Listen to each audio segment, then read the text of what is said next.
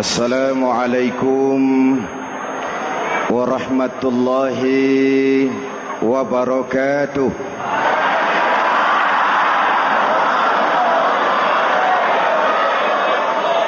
Alhamdulillahi rabbil alamin.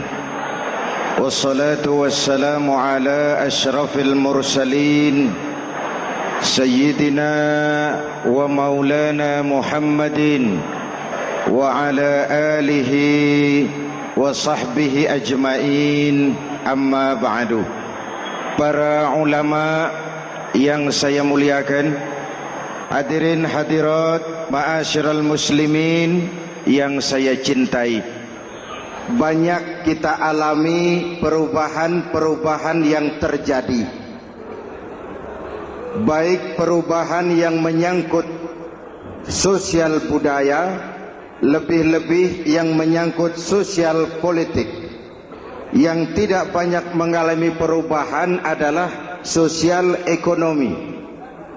Bahkan angka kemiskinan kita naik menjadi 3/5 dari total penduduk kita hidup di bawah garis kemiskinan, dan 20% diantaranya miskin mutlak. Perubahan-perubahan yang terjadi menyadarkan kita kepada kebenaran Al-Quran ketika Allah menyatakan wa tilkal ayyamu nudawiluha bainan nas. Hari itu kami putar di antara manusia. Ada saat datang, ada waktu pergi. Ada hari lahir, ada saat kembali. Ada waktu dilantik, ada saat menyerahkan jabatan. Hari kami putar di antara manusia dan hidup cuma sekadar menunggu giliran. Soalnya kemudian di tengah perubahan-perubahan yang terjadi begitu cepat, what must we do now?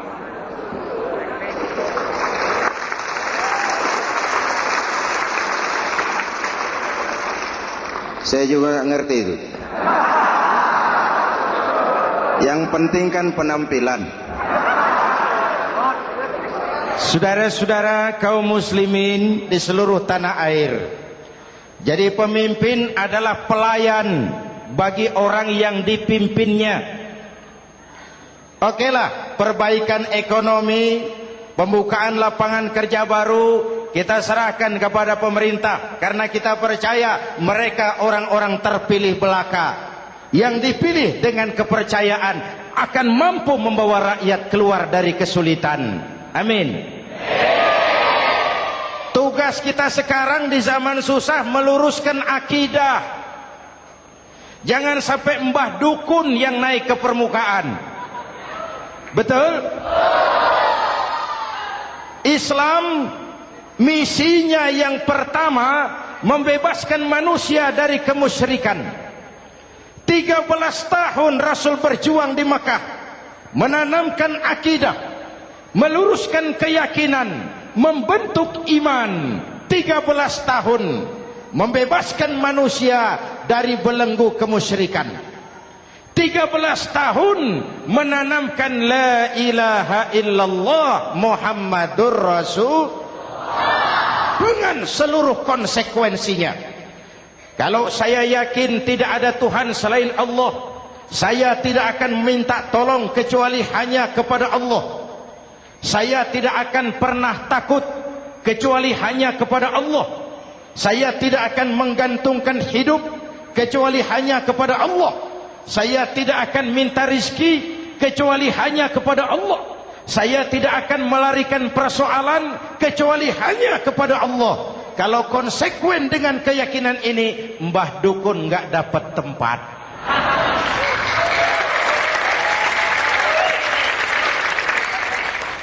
Akur? Ayo lihat secara sederhana. Saya sandaran di tiang, tiangnya ambruk, sayanya jatuh. Saya sandaran di tembok, temboknya runtuh, saya juga runtuh. Saya sandaran kepada orang kaya, dia jatuh miskin, saya bangkrut. Saya sandaran kepada jenderal, dia pensiun, saya selesai. Tapi kalau saya sandaran hanya kepada Allah, Allah tidak akan pernah miskin, Allah tidak akan pernah lumpuh, Allah tidak akan pernah terpuruk, dan Allah tidak akan pernah berkurang kekuasaannya.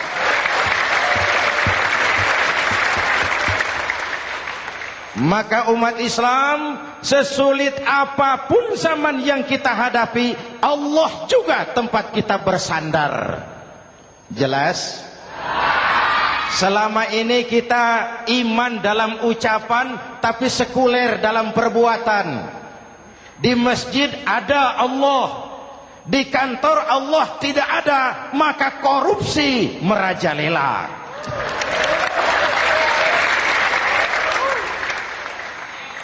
Di masjid ada Allah, di pasar Allah tidak ada, maka timbangan tetap curang. Kita iman dalam ucapan, tapi sekuler dalam perbuatan. Oleh karena itu, sesulit apapun zaman yang kita hadapi, iman jugalah pegangan kita, Allah juga tempat kita bersandar. Boleh zaman berubah, akidah jangan sampai goyah. Karena iman kita hidup, untuk iman kita berjuang, dan dalam iman kita ingin kembali menghadap Allah Subhanahu. Selama ini manusia Indonesia kita lebih banyak diisi otaknya, hati sering kosong, agama dangkal, akidah rapuh, moral rendah. Memang kemudian muncul banyak orang-orang pintar, cuma sayang tidak benar. Indonesia kita bangkrut, Indonesia kita terpuruk, Indonesia kita sakit parah kalau diurus orang yang cuma pintar tapi tidak benar. Kita perlu orang-orang pintar, tapi kita lebih perlu orang benar. Jelas? Kalau cuma pintar tapi tidak benar, itu yang sering saya sampaikan, nanti disuruh ngurus beras malah nimbun beras.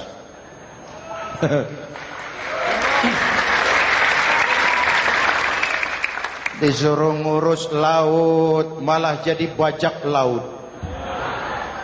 Disuruh ngurus hutan rame-rame jadi orang hutan.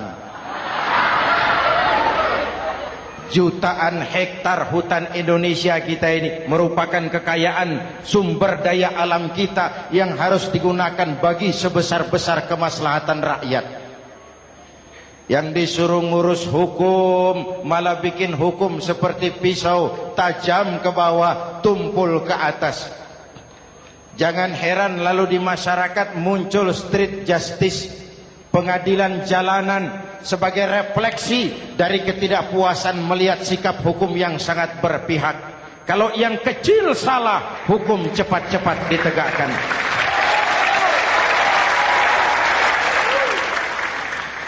Lihat saja sekarang ini kalau orang terkenal banyak uang punya masalah, antri yang bela. Betul? Tapi saudara lihat si Marsinah di Jawa Timur, si Sengkon dan Karta di Jawa Barat, si Udin Bernas wartawan Jogja, terseok-seok mencari keadilan, sampai hari ini urusannya masih remeng-remeng. Kenapa bisa begitu? Jawabannya sederhana, tidak ada fulus. Ada fulus mulus, tidak ada fulus manfus.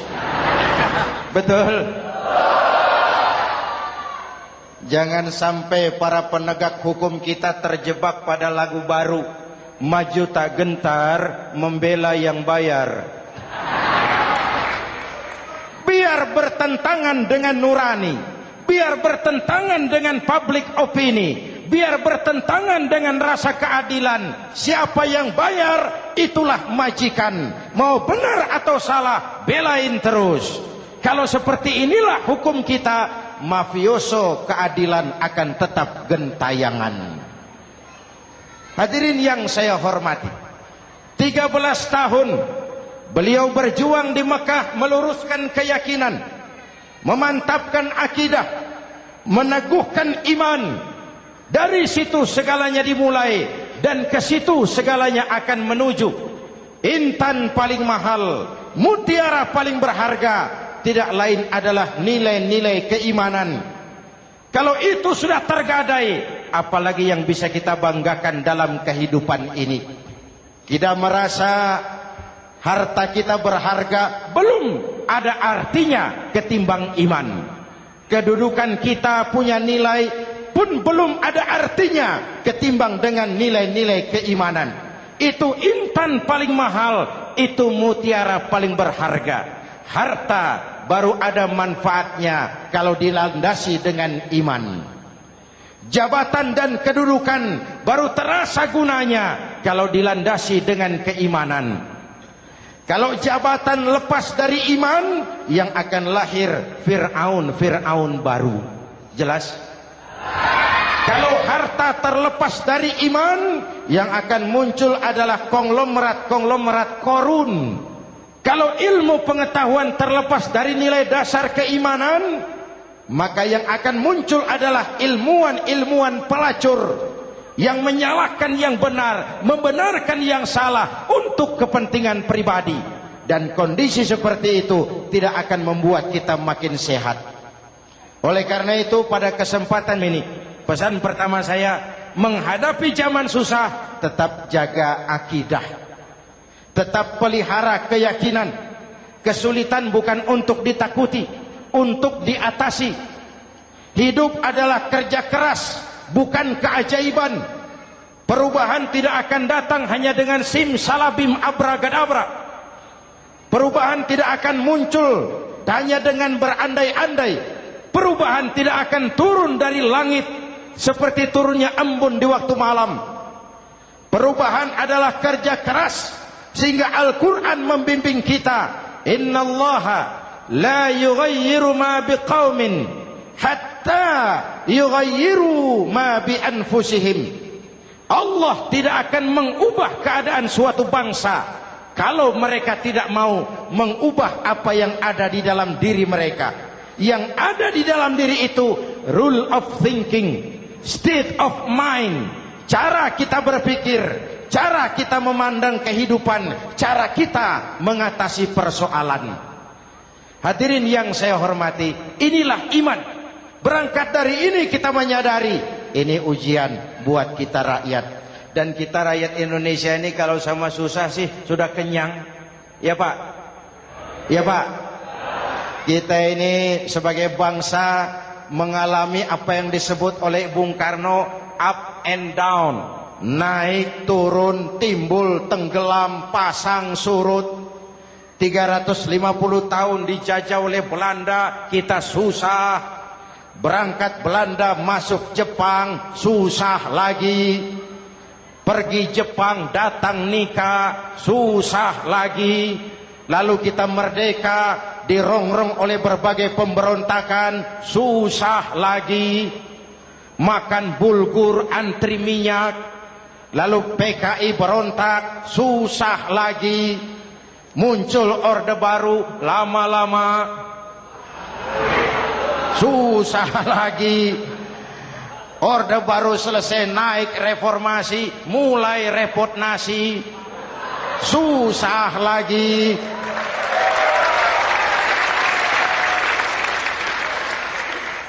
Kalau susah kita ini sudah akrab, sudah intim.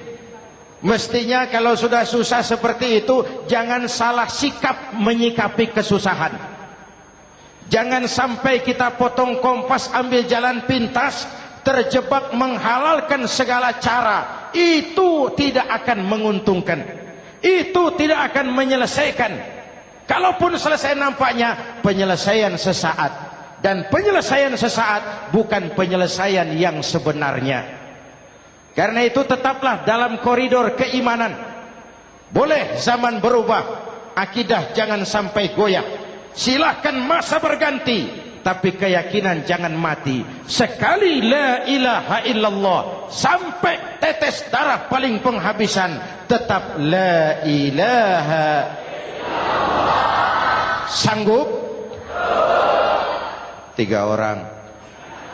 Sanggup? 21. Sanggup? Kalau sanggup kita harus konsekuen. Saudara-saudara di seluruh tanah air, misi yang kedua dari Islam setelah membebaskan manusia dari kemusyrikan, membebaskan manusia dari ras diskriminasi, mengikat manusia dengan tali akidah. Sebelum Islam datang, manusia dibedakan oleh warna kulit, manusia dibedakan oleh faktor keturunan, manusia dibedakan oleh faktor harta dan benda. Adalah Rasul yang mengajarkan, innallaha la yanzuru ila suwarikum wala ila amwalikum walakin yanzuru ila qulubikum wa a'malikum. Allah tidak melihat potonganmu, Allah tidak melihat hartamu. Yang Allah lihat itu adalah hatimu dan amal perbuatanmu. Jauh sebelum Amerika teriak-teriak membanggakan apa yang mereka sebut sebagai Declaration of Independence, Nabi sudah mengajarkan kepada kita semua, An-nas kulluhum li Adam wa Adam min turab, la fadla li Arabiyyin ala ujamiyyin illa bittaqwa. Seluruh manusia berasal dari Adam. Adam diciptakan dari tanah. Tidak ada kelebihan Arab dengan yang bukan Arab kecuali takwanya. Jauh sebelum Amerika mencanangkan bahwa semua manusia dilahirkan sama, that all men are created equal. Jauh sebelum itu Islam sudah membebaskan manusia dari ras diskriminasi. Apa dalam konteks kekinian? Menghadapi zaman susah tetap jaga kerukunan. Ya Pak, ya Bu, oi Bu. Menghadapi zaman susah tetap jaga kerukunan, baik antar umat seagama, antar umat beragama, maupun antar umat beragama dengan pemerintah. Menjaga kerukunan. Jangan saling sikat sikut di antara kita. Sebab kalau sudah rukun, saya ajak berhitung. 1 ditambah 1 sama dengan, itu matematika namanya. Hasilnya pasti. Tapi angka sosial hasilnya aneh. Saya ubah jadi angka sosial. Ayo kita berhitung lagi. 1 orang takut ditambah 1 orang takut sama dengan 2 orang setengah berani. Kenapa setengah berani? Karena sudah berdua. Tadi kan takut sendiri. Kalau sama-sama takut berkumpul jadi setengah berani. Kalau ditambah 1 orang takut lagi, 1 orang takut ditambah 1 orang takut ditambah 1 orang takut sama dengan 3 orang berani. Kenapa jadi berani? Karena sudah bertiga. Kita yang lemah, kita yang marginal, kita yang dikucilkan, bahkan kita yang dilecehkan, kalau mau rukun kita akan kuat dan tidak bakal dipermainkan orang.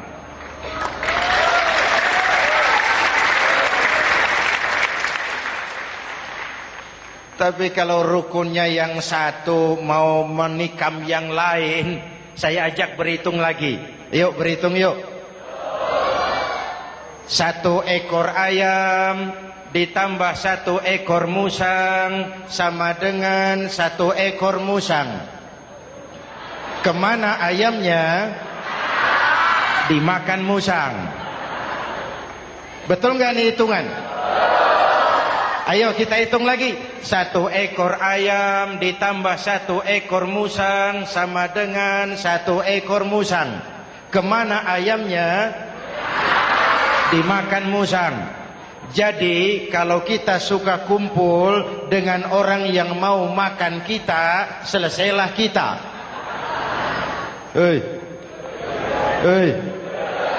Maka kalau merasa kita ini ayam, yuk kumpul sama-sama ayam, pulang ke kandang ayam. Kalau ada ayam kumpul ke kandang musang, itu namanya ayam minum baygon. Jelas? Menjaga kerukunan. Pertama, antar umat seagama, sesama muslim harus saling menjaga, harus saling memelihara. Baik dia muslim yang jadi kapolri, baik dia muslim yang jadi kasat, baik dia muslim yang jadi pengusaha, baik dia muslim yang jadi petani, nelayan, guru, semua komit menjaga semangat kebersamaan, rukun antar umat seagama. Jelas? Jelas? Hadirin yang saya hormati, atas dasar itu saya ingatkan kembali, kita semua ingin persoalan terorisme dilepaskan kaitannya dari agama manapun. Tidak ada kaitannya terorisme dengan Islam, dengan Kristen, dengan Hindu, dengan Buddha. Tidak ada kaitannya terorisme dengan pondok pesantren.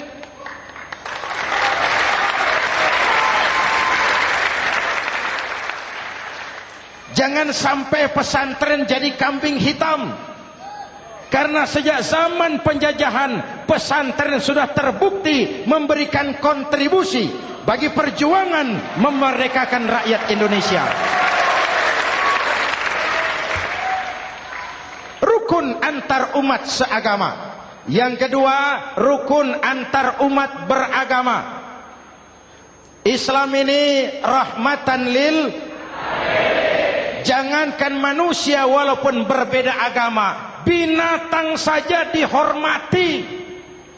Ada hadis, fa iza zabahtum fa ahsinuz zibhata. Kalau kamu menyembelih hewan, sembelihlah dengan cara yang terbaik. Jangan menyembelih ayam dengan pisau tumpul. Itu namanya tidak berperi kebinatangan. Yang kecil lagi, saudara buka babul istinja, makruh buang air kecil di tanah yang berlubang. Sebab apa? Pertama, menjaga kesehatan. Siapa tahu di lubang yang saudara buang air kecil itu ada gas beracun. Kalau tidak, melindungi binatang yang ada di dalam lubang. Siapa tahu di lubang yang saudara buang air kecil itu ada semut sedang rapat membahas terorisme. Apa dosanya lalu mati dikencingi? Ini namanya rahmatan lis semut. Binatang saja dilindungi. Maka perbedaan agama tidak harus menyebabkan kita bertolak belakang. Perbedaan agama bukan alasan untuk saling bermusuhan. Apalagi kita sudah menyadari tentang kemajemukan kita, tentang kebinekaan kita, tentang keragaman kita. Rukun antar umat beragama, saling menghormati, saling menghargai, tapi tetap dalam batas lakum dinukum. Lalu rukun antar umat beragama dengan pemerintah. Hadirin yang saya hormati, yang benar kita dukung, yang salah kita perbaiki dan kita tegur menurut cara-cara yang diajarkan oleh agama kita. Dan sholat berjamaah, pendidikan bernegara yang paling bagus. Tadi kita sholat ada imam, ada makmum, betul? Makmum wajib ikut imam kalau imam benar sholatnya. Rakyat wajib ikut pemimpin kalau pemimpin benar mimpinnya. Masyarakat Islam ini loyal. Masyarakat Islam ini bukan pemberontak. Masyarakat Islam ini taat dan setia. Kapan? Kalau imamnya benar. Imam takbir, makmum. Imam ruku, makmum. Imam i'tidal, makmum. I'tidal. Imam sujud, makmum. Tapi kalau imam keliru, mestinya imam ruku malah sujud. Salah imam ini. Tegur. Siapa yang wajib negur? Makmum yang saf terdepan. Anggota DPR.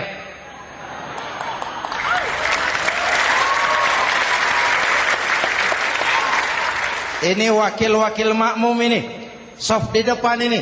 Kalau imam keliru, mereka paling tahu. Ngomong. Tegur. Bagaimana negurnya? Ada aturan main. Mestinya ruku, imam sujud. Salah ini imam. Subhanallah. Kan begitu negurnya. Betul? Tidak boleh juga imam keliru, makmum emosi. Main pegang. Weh, makmum salah. Hoi, hoi. Kacau solat. Betul? Anggota dewan ini, saf di depan. Itu kalau imam keliru. Satu saat imam buang angin. Namanya manusia bisa buang angin toh. Apa makmum lalu berkata, demi kesetiaan saya kepada imam, imam buang angin, saya lebih keras lagi. Itu namanya fanatisme buta, loyalitas yang goblok. Imam buang angin, minggir. Iyyaka na'budu wa iyyaka nasta'in. Sampai situ imam buang angin, minggir imam. Lalu saf yang di depan maju. Tidak usah bikin solat baru, teruskan pekerjaan imam. Ihdinas siratal mustaqim. Teruskan. Kenapa? Kalau bikin solat baru lagi, nanti buang angin lagi. Bikin lagi solat. Kapan selesainya solat? Kapan selesainya membangun negara ini? Yang penting imam tahu diri, buang angin, minggir.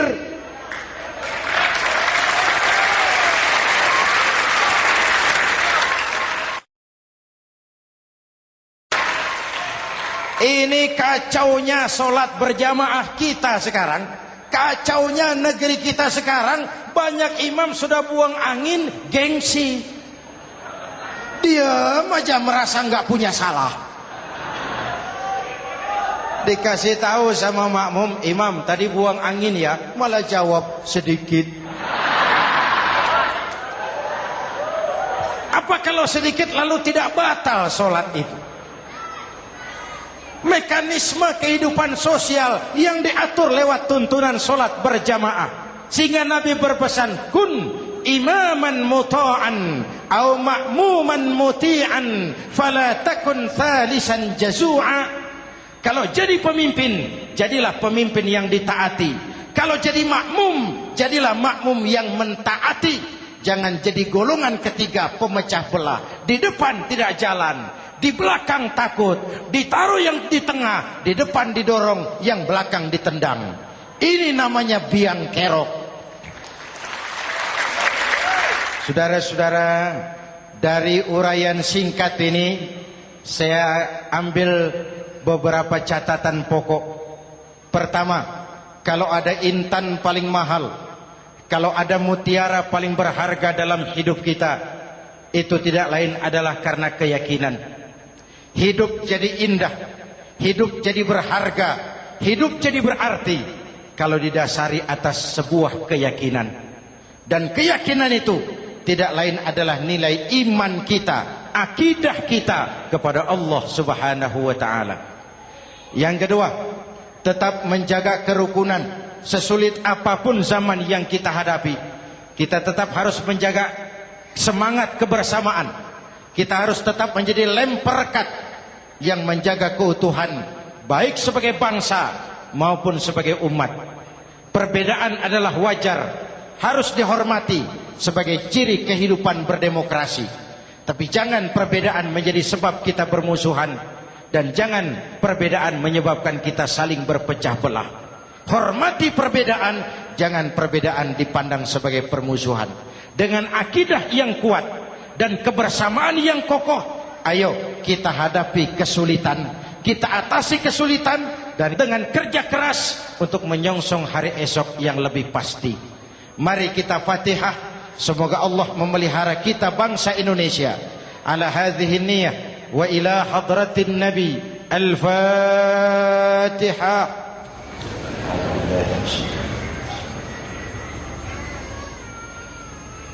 Iyyaka na'budu wa iyyaka nasta'in. Ihdinas siratal mustaqim. Siratal ladzina an'amta 'alaihim. Bismillahirrahmanirrahim. Amin.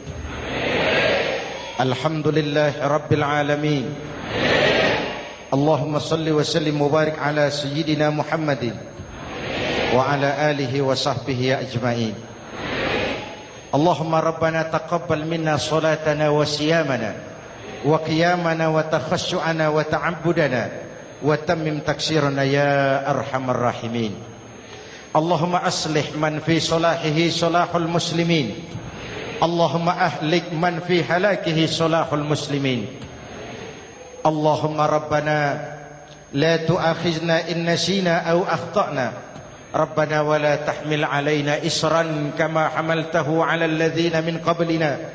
Rabbana wa la tuhammilna ma la taqata lana bih wa'fu 'anna waghfir lana warhamna anta maulana fansurna 'alal qaumil kafirin. Allahumma ij'alna minas su'ada'il maqbulin wa la taj'alna minal ashqiya'il mardudin. Afdalu ma qultuhu ana wan nabiyyuna min qabli. La ilaha illallah.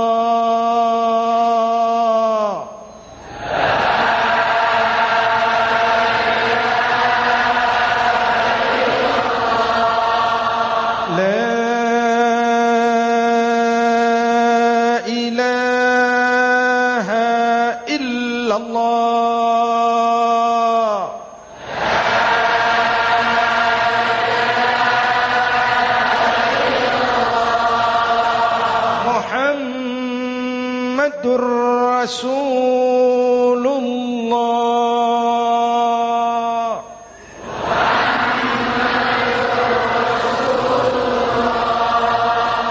Sallallahu alaihi wa alihi wa sallam. Kalimatu haqqin 'alaiha nahya wa 'alaiha namut wa 'alaiha wa biha nub'atsu insyaallah minal aminin minal aminin minal aminin rahmatika ya arhamar rahimin. Sallallahu ala Sayyidina Muhammad wa ala alihi wa sahbihi ajma'in. Ana rabbika rabbil izzati amma yasifun. Salamun alal mursalin. Walhamdulillah rabbil alamin. Jumpa lagi di lain kesempatan insyaallah. Wassalamualaikum warahmatullahi wabarakatuh.